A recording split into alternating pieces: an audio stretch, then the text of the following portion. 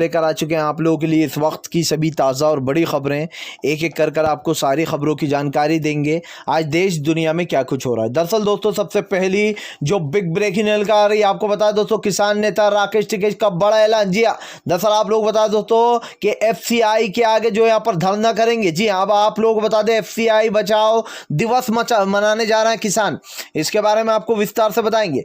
वहीं पर दोस्तों अगली बिग ब्रेकिंग में हम आपको बताएंगे कांग्रेस ने घेरा मोदी सरकार को, बोले छत्तीसगढ़ में जो नक्सलियों का हमला हुआ है वो किसी और ने नहीं बल्कि भाजपा ने कराया है वोटों के लिए। जी हाँ, यानी कि चुनाव आते ही जो दोस्तों जवानों को शहीद करा दिया, इसके बारे में आपको विस्तार से बताएंगे। वहीं पर दोस्तों अगली बिग ब्रेकिंग में हम आपको बताएंगे बंगाल में सीडब्ल्यू और एनआरसी पर सरेंडर कर दिया बीजेपी ने। जी हाँ, इसके बारे में भी आपको विस्तार से बताएंगे।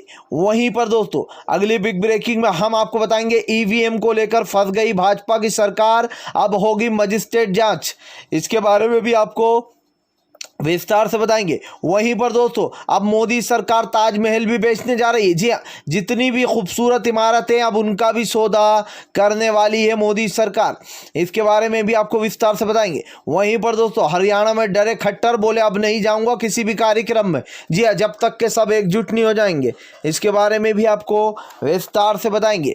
वहीं पर दोस्तों प्रशांत किशोर का वीडियो सोशल मीडिया पर वायरल, जिसमें वो साफ कहते हुए नजर आ रहा है कि बंगाल में 100 से ज्यादा सीटें नहीं जीतेगी बीजेपी, लेकिन अगर वो कोई बड़ा हमला कराती है पैरामिलिट्री वगैरह पर तो उसके चांसेस बढ़ जाएंगे। यानी कि दोस्तों जो नक्सलियों का जो हमला कराया गया वो भाजपा की साजिश बताई जा रही है। जी हाँ, क्योंकि चुनावी राज्यों में चुनाव हो रहा है और इससे 2019 जैसा पुलवामा हमले जैसा कुछ फायदा हो सकता है भाजपा को, इसके बारे में भी आपको विस्तार से बताएंगे। तो सारी खबरें दोस्तों एक एक कर देंगे। फिलहाल खैर चलिए बढ़ते हैं सबसे पहली और सबसे बड़ी खबर की ओर। दरअसल दोस्तों आप लोग बता दें तीनों कृषि कानून को लेकर किसानों को लगभग दोस्तों 4 महीना हो चुका है और इसको लेकर दोस्तों किसान अपने आंदोलन की रणनीतियां भी बदलते जा रहे हैं। उनके आंदोलन की दोस्तों नई नई रूपरेखाएं तैयार हो रही हैं और यही कारण है दोस्तों जो किसानों ने फिर से अपने आंदोलन को लेकर दोस्तों नई रूपरेखाएं तैयार कर दी हैं। आपको बताया दोस्तों तीनों कृषि कानून को लेकर किसान नेता राकेश टिकैत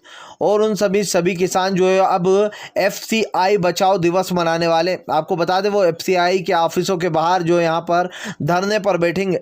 किसानों ने साफ कर दिया है कि फिलहाल वो यहाँ से हटने वाले नहीं है।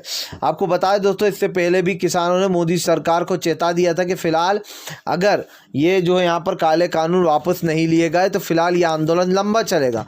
और इस बात में कोई शक नहीं है दोस्तों कि आंदोलन को आज 4 महीने होगा, फिर 5 महीने हो जाएंगे, उसके बाद साल भी हो सकता है। लेकिन ये केंद्र की सरकार लगातार कृषि कानून को लेकर दोस्तों अड़ी हुई है। जहां एक तरफ किसान नेता राकेश टिकैत की वजह से सरकार की दोस्तों हर जगह फजीयत हो रही है किसानों में, तो वहीं दूसरी तरफ बीजेपी नेताओं को कूट कूट कर भगाया जा रहा है। यही बात का डर दोस्तों सीएम योगी को सताने लगा है। जहाँ एक तरफ पंचायत चुनाव की तैयारियां चल रही हैं तो वहीं दूसरी तरफ बड़े पैमाने पर धांधली की उम्मीद भी लगाई जा रही है, क्योंकि दोस्तों बीजेपी अच्छे से जानती है कि उनको बंगाल जो है यूपी में चुनाव में वोट नहीं मिलने वाले, और जब वोट ही नहीं मिलेंगे तो ये आप भी समझ सकते हैं कि बड़े पैमाने पर धांधली की जा सकती है। फिलहाल खैर चलिए हम बढ़ते हैं और अगली बिग ब्रेकिंग की तरफ। बता दोस्तों अगली जो बड़ी खबर निकल कर आ रही, खुल गई भाजपा की पोल। छत्तीसगढ़ में जो नक्सलियों का हमला कराया गया है दरअसल वो है भाजपा की साजिश। जी हाँ, दरअसल दोस्तों आप लोग बता दें अब जो कांग्रेस के लोग हैं उन्होंने भाजपा पर निशाना साध दिया। उनका कहना है कि फिलहाल ये छत्तीसगढ़ में जो भी हमला किया गया है ये बीजेपी की सोची समझी साजिश है। और दोस्तों ये आप भी जानते हैं कि 2019 में जो पुलवामा अटैक हुआ था उससे बीजेपी को कितना फायदा मिला था चुनावी दौर में। माना जा रहा है कि इन 5 राज्यों में जहां चुनाव हो रहा है इसीलिए यह हमला कराया गया है, जहां से भारतीय जनता पार्टी को काफी फायदा हो रहा है। आपको बता दें दोस्तों सोशल मीडिया पर प्रशांत किशोर का एक वीडियो तेजी से वायरल हो रहा है जिसमें वो इंटरव्यू देते हुए नजर आ रहा है और उनका कहना है कि भारतीय जनता पार्टी को बंगाल में सिर्फ और सिर्फ 100 सीटें मिलेंगी, इससे ज्यादा नहीं, वो 100 पे सिमट जाएगी। लेकिन दोस्तों प्रशांत भूषण ने कहा था कि अगर भारतीय जनता पार्टी कुछ बड़ा करती है तो उसका कुछ गेम पलट सकता है। उन्होंने कहा था कि अगर पहला मिलिट्री फोर्स पर अगर कुछ हो या फिर कुछ इस तरीके की प्लानिंग कर रखी होगी तो भारतीय जनता पार्टी के वोट बढ़ सकते हैं। अब दोस्तों माना जा रहा है कि फिलहाल ये जो हमला कराया गया छत्तीसगढ़ में नक्सलियों का, ये किसी और ने नहीं बल्कि जो यहाँ पर खुद प्रधानमंत्री नरेंद्र मोदी और अमित शाह की सोची समझी चाल है ताकि चुनाव में उनका फायदा हो। यानी कि दोस्तों एक तरफ देश का जवान शहीद हो रहा है, दूसरी तरफ हमारे देश के प्रधानमंत्री और अमित शाह को जो यहाँ पर इस सब की पड़ी है। भूपेश बघेल ने कहा जब हमारी सरकार थी तो इस तरीके से हमलेबाजी नहीं हुआ करती थी। जी हाँ, मतलब जब राहुल गांधी, जब कांग्रेस की सरकार थी, जब यानी कि प्रधानमंत्री जो दोस्तों दिग्विजय सिंह वो थे, सॉरी यहाँ पर मनमोहन सिंह साहब, तो अब इसको लेकर भी भूपेश बघेल ने बड़ा हमला बोल दिया। बोले देश के प्रधानमंत्री कर क्या रहा है, जिस तरीके से दोस्तों हमारे देश के जवान शहीद हो रहे हैं ये सोचने वाली बात है। लेकिन फिलहाल नरेंद्र मोदी और अमित शाह तो चुनाव में व्यस्त थे फिलहाल। खैर चलिए हम बढ़ते हैं और अगली बिग ब्रेकिंग की तरफ। बता दोस्तों अगली जो बड़ी खबर निकल कर आ रही, फंस गई मोदी सरकार। जी हाँ दोस्तों, अब ईवीएम की मजिस्ट्रेट करेगा जांच। दरअसल दोस्तों आप लोग बता दें ईवीएम की अब जांच के आदेश दे दिए गए। जिस तरीके से दोस्तों चुनाव आयोग घिरता जा रहा है वैसे वैसे चुनाव आयोग दुनिया को ये यकीन दिलाने के लिए काम करता जा रहा है कि हम निष्पक्ष हैं। लेकिन जबकि दोस्तों अब तो सवाल तो उठ चुके हैं और इस बात में कोई शक भी नहीं है कि चुनाव आयोग भाजपा आयोग बन चुका है। अब चुनाव आयोग ने दोस्तों मजिस्ट्रेट जाँच के ऑर्डर दे दिए कि जो मशीन है इसमें मजिस्ट्रेट जांच होगी कि कुछ छेड़खानी हुई है, कुछ जो भी वोटिंग वगैरह में जो भी हुआ था उस सब की जांच होने जा रही है। लेकिन सवाल यही दोस्तों उठता है कि फिलहाल भारतीय जनता पार्टी के जब पत्ते खुल जाते हैं तो ये लोग दुनिया को दिखाने के लिए इस तरीके की जांचें करवाते हैं और फिर जांच के बाद भी दोस्तों फैसला क्या आता है वो भी बीजेपी के हक में ही आएगा। मैं अभी लिख के आपको दे देता हूँ, भले ही मजिस्ट्रेट की जाँच होगी लेकिन उसका फैसला जो आएगा वो होगा कि इसमें कुछ नहीं हुआ था, बिल्कुल ठीक ठाक थी ईवीएम। ये इसका फैसला अभी से आप सुन लीजिए, क्योंकि अभी ममता बनर्जी ने जब उनके हमले की बात कही थी तो क्या कहा था चुनाव आयोग ने, कोई हमले का जिक्र नहीं किया गया उस रिपोर्ट में। तो दोस्तों जितनी भी सरकारी संस्थाएं, राहुल गांधी की बात मुझे याद आ जाती है कि फिलहाल सब लोग बीजेपी के हाथ की इस वक्त कठपुतली बने हुए हैं, क्योंकि इस देश का प्रधानमंत्री नरेंद्र मोदी जो है वो लोगों के ऊपर दबाव बना रहा है। वो दिन दूर नहीं है जब नरेंद्र मोदी की जैसे हाथ से सत्ता जाएगी दोस्तों अपने आप सब लोग लाइन पर आएंगे। लेकिन फिर मैं दिल से चाहता हूं दोस्तों कि फिर कांग्रेस भी इनके साथ वही करे जो इन लोगों ने उनके साथ किया है फिलहाल। खैर चलिए हम बढ़ते हैं और अगली बिग ब्रेकिंग की तरफ। बता दोस्तों अगली जो बड़ी खबर निकल कर आ रही है, केजरीवाल की हुंकार से डर गई मोदी सरकार, बिल बिला रहा है अंधभक्त। जी हाँ, दरअसल दोस्तों आप लोग बता दें दिल्ली के सीएम केजरीवाल ने कल मोदी सरकार को घेर लिया। उनका कहना था कि फिलहाल जो किसान के साथ नहीं वो देश का सबसे बड़ा गद्दार है और मैं किसानों के साथ हूँ, अगर मुझे किसानों के लिए कोई भी बलिदान देना पड़ा तो मैं दूंगा। ये बात सुनकर दोस्तों भारतीय जनता पार्टी के लोगों को मिर्ची लग गई, जिसके बाद उनका कहना है कि केजरीवाल जानबूझकर ये सब कुछ कर रहा है।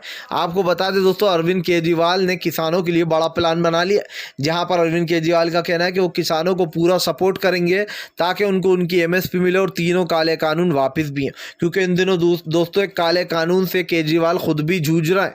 आपको पता होगा कैसे उनकी सरकार पे कब्जा जमाने के लिए जो यहाँ पर एक कानून लाया गया जिसमें उनसे भी ज़्यादा पावर वहाँ के राज्यपाल को दे दी गई। ये है मोदी सरकार की नीतियाँ कि जहाँ पर सरकार ना बन पाए वहाँ पर पैसे की खरीद फरोख्त करके सरकार गिरा दो, जहाँ पर विधायकों को ना तोड़ पाओ तो वहाँ पर कुछ भी कर जो यहाँ पर राज्यपाल के हाथ में ज़्यादा ताकत दे दो। यानी कि दोस्तों चिट हो या पुट हो हमारा ही सिक्का चलेगा, ऐसा करना चाह रही है मोदी सरकार। लेकिन दोस्तों जिस दिन इस देश के लोगों को गुस्सा आ गया, मोदी सरकार समेत सारे भाजपाइयों को खदेड़ के भगाएंगे यहाँ से फिलहाल।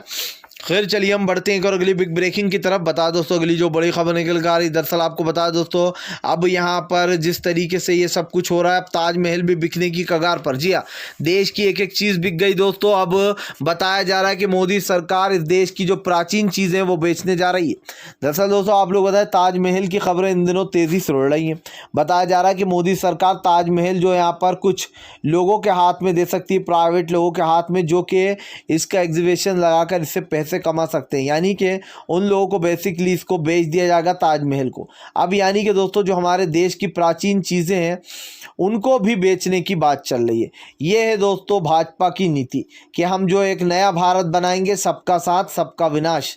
जी हाँ, एक एक चीज़ हम देश की बेच डालेंगे। पहले हमने बैंकों के निजीकरण किए, फिर हमने हवाई अड्डे बेच दिए, फिर ट्रेनें बेच दी, फिर हमने बिजली भी बेच दी और अब हम जो है यहाँ पर ये भी बेच देंगे। जी हाँ, जितनी प्राचीन चीज़ें, ताकि हमारा भारत देश जो है दोस्तों वो एक तरीके से ये कह दें कि उधारी की ज़िंदगी जी रहा है। यानी कि हमारे देश में जो चीज़ें बचेंगी वो भी बस उधारी की ही रह जाएंगी, क्योंकि जिस तरीके से नरेंद्र मोदी ने ये मोर्चा संभाला है कि वो पूरे देश का वंटा ढाल कर ही देंगे।